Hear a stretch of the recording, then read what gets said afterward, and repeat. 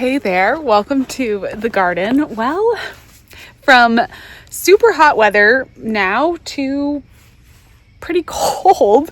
It is a cold and rainy day out here, but it's a good time, I think, to plant some seeds. You know, if you're going to have a few days of rain, just makes life easier, especially this time of year when we are dealing with the heat and everything. So I'm out here, I've got some soil in this trough, and I'm going to go ahead and plant it with a few things for the coming season.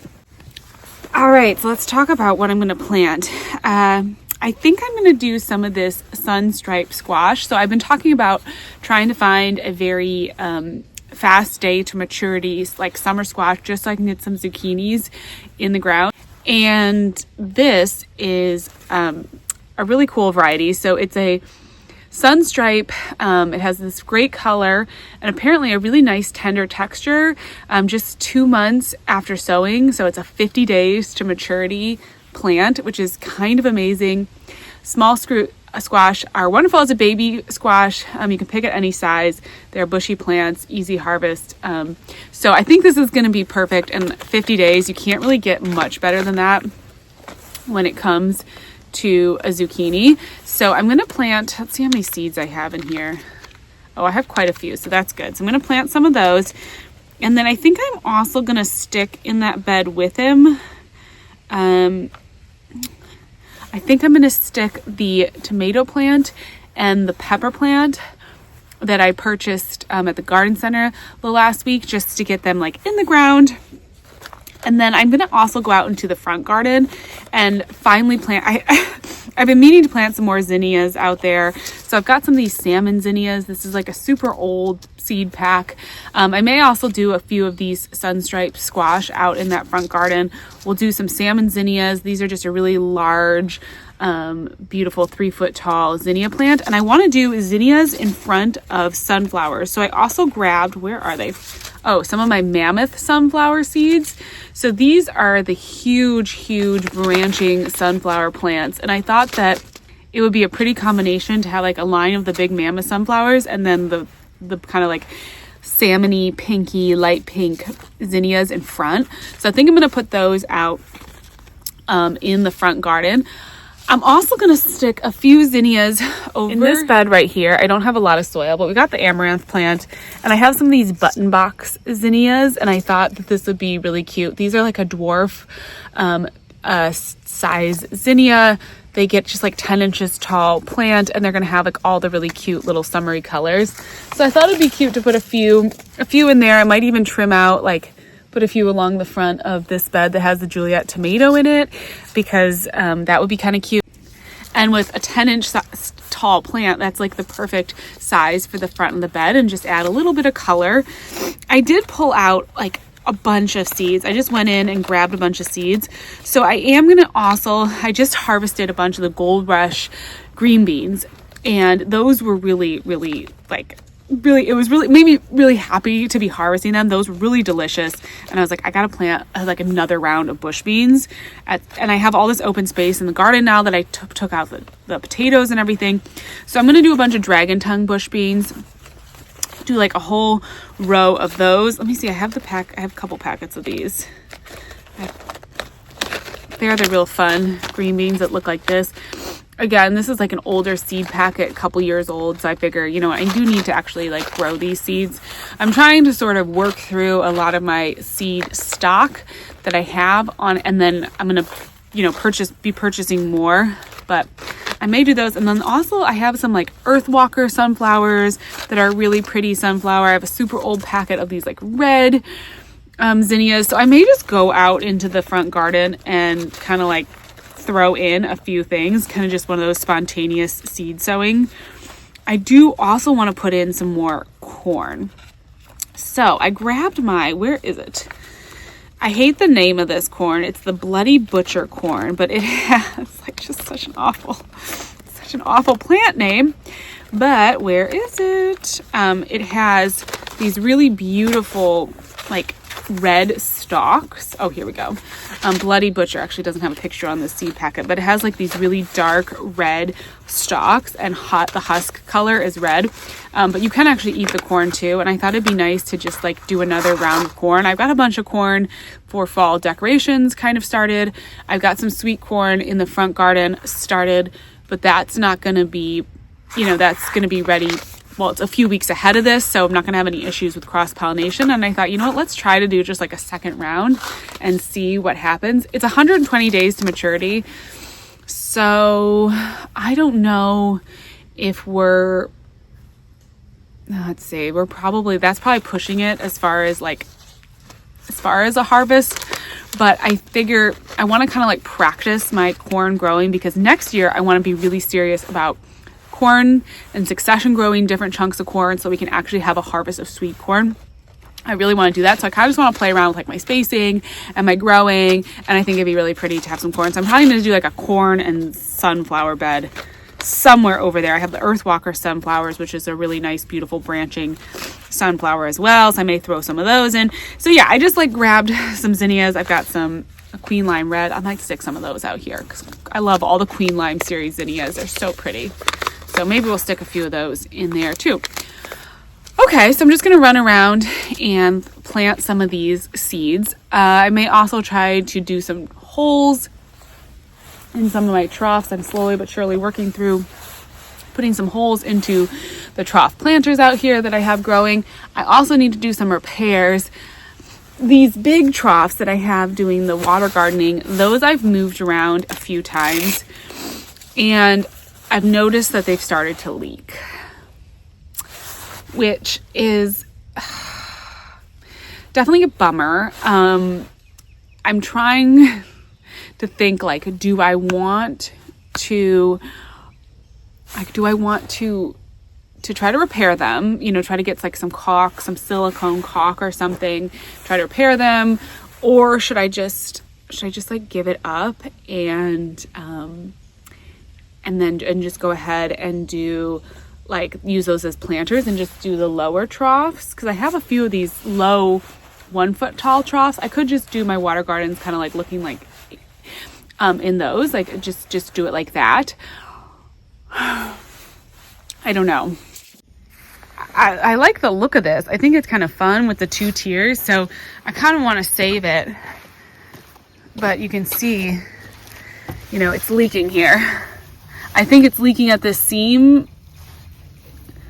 or along here. What I do have in the house right now is some of that like plumber's, like tape. The black like rubber tape that is watertight and everything. And so I might come out and try to do like a quick fix. The other trough is leaking too. They moved from California with us, and I've, probably should not have been dragging them around the yard quite as much as I have been. Moving them, I didn't know where I wanted to go, and then I put all that soil in there thinking I was going to plant the raspberries in it, and then like move that out. And so I probably have pushed them a little bit too far. I mean, if I can't get them watertight, then I'll just use them for planters. But I sort of had this vision of having them as the water garden, so I'm not like quite ready to give up on it. Although I could just do the low ones, and those are kind of nice like too. Like that's totally fine. So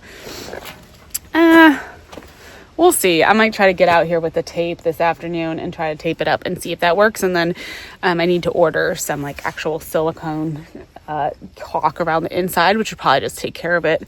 And isn't really too crazy. I just have to take the water out and do that. So that's totally doable. Maybe that's like a winter project. I don't know. I'm kind of trying to stay on top of things, and I feel like it gets to be a lot when you're, trying to like get everything done out here. But let's plant the seeds and then we'll see where we go. So I actually wrote out some labels that I've got over there on the table, and maybe I'll get those in here, but I'm just going to spread out this soil. It's not completely full. None of my beds are going to have full soil this year. It just is what it is. So I know someone's going to say like, you need more soil. And I know. Just making do. Okay, so I'm going to do, these are fairly old seeds, these squash. So I'm gonna put 3 over here. I'm gonna spread them out a little bit, and we'll see which ones actually sprout. But I do just want, I would like to get an actual harvest from them. And then I'm gonna throw a few button box zinnias along the front, and then we'll go get the pepper and the tomato plant and get those in here. Just a few button box zinnias along the front of here. I think it'd be cute. All right, let me go get the plants. All right, so this is, I talked about it before, but this is the tomato berry. So it's a determinate style tomato plant. It's gonna grow about 30 fruit, and it's gonna stay relatively small given that it is determinate like that. So I'm gonna take off the lower leaves, and then I'm gonna bury it deep into the soil here. And I'm gonna put it at the front of the bed because, you know, it's only going to grow up so high, and I'm not, like, maybe it'll spill out the front of the bed. I'm not worried about it crowding this pepper plant here. So this is the sweet heat pepper. It's a mild, spicy, like grilling pepper. Salads, grilling. Actually, it's got one that's about to be ripe, so that's kind of fun. I'm going to put this in the back, and then, like, the pepper will probably go longer than the tomato, so the pepper will probably be fine growing back here, and it'll fill here, and we'll have a squash here and the pepper here, maybe a couple zinnias in the front. This is like a 2x4 bed situation, so, you know, is it a little bit tight? Probably. I'm kind of used to like very high density planting because I've had such small gardens in the past. So it's definitely hard for me to get used to like planting things a little farther apart. But when I go out to the front garden, that's one thing I want to do. I really want to try with when I plant the corn and I plant the next round of beans, I want to try like getting myself used to just giving plants a little bit more spacing, because I know ultimately, now that I have this big garden, I'm not going to be doing quite the level of like in my container gardens that were super compact, like super highly planted, I would be fertilizing them once a week, twice a week, like really getting in there with the water soluble fertilizer, really doing a ton. I'm not going to be doing that much with all of these beds. I have so much more space out here, so it's not going to be that intense. So I need to kind of get myself used to like giving things a little bit more room. So I'm kind of like using this season as a practice season. I mean, it's really funny to be here like beginning of July and still be planting like this. So I'm also really curious like how this is going to go. I think it's going to be really interesting to see like how do the plants do? I don't know. But anyways, we got this bed planted. It's going to rain all day, so I don't even know if I'm going to water it because we're going to get rain here in a few minutes and we'll just let it water in. Okay, so this is where I had the potatoes, and we're going to do the corn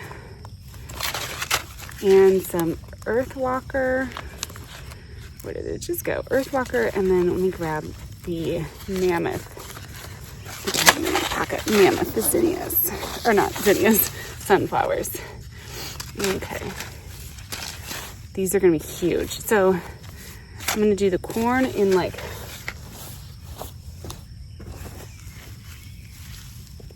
these are just some weeds. The corn's gonna go in a block.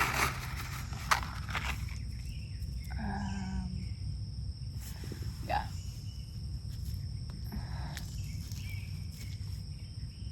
I added some leaves.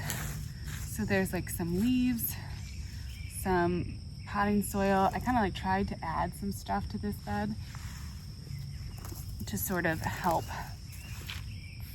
fill it in. And they're like, this is what my squash did, like nothing.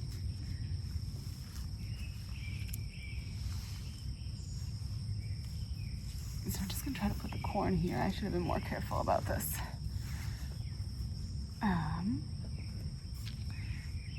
Give the corn a decent amount of space so it's not too crowded.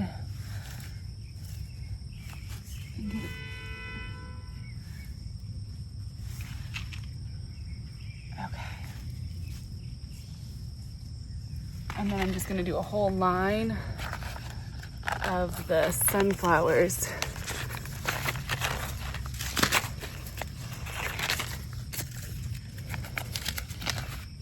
few of these earth walker sunflowers over here. Actually, I'm gonna do the earth walkers on the other side of mammoth sunflowers. Just see how this goes.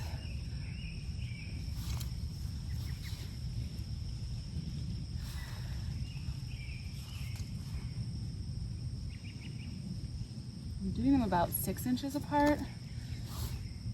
They say 12 inches apart.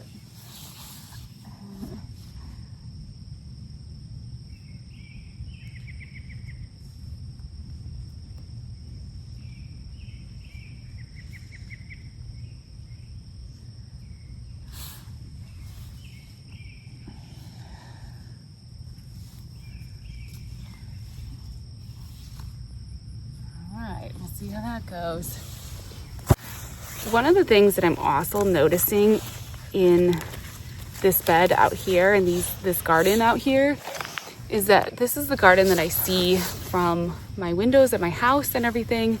And so I'm realizing that it's also like I need to plant, which is a concept that I'm familiar with, but I need to plant things in like big drifts so that you actually really see and like it picks up when I'm looking from the house. Because right now it's like I look over from the house and if it's just one plant, you really hardly see it. So that's why I'm like, I just need like a whole line of sunflowers, because then looking at it from far away, I'll actually see that color and it'll actually be in like a big broad, space. So in this bed here, I did a few of the earth walkers in, I keep on seeing sunflowers right there.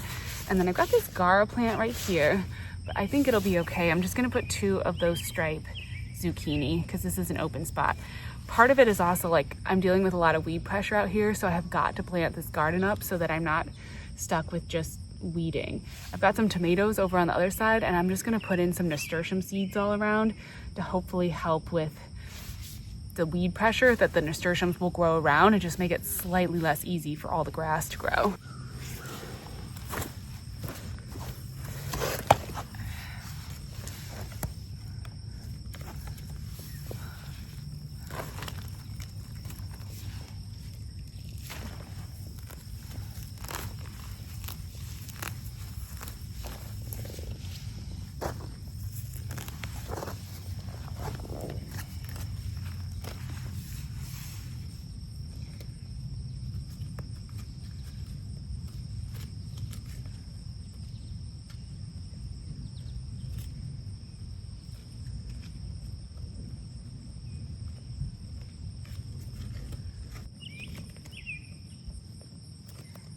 Nasturtium seeds, again, something that I've had a lot of seeds of, kind of an old seed packet. And I'm just gonna put a bunch of them in here. They should just grow around the base of these. These are a brown sugar tomato and spoon tomatoes. So these should just grow around the base of the tomato plants really easily. And then I'm gonna do the dragon tongue bush beans along the front of this bed. I had planted onions in there, but I got my onion sets going too late in the season. And so they're not really doing terribly much. I'm also gonna plant some of these nasturtiums over here.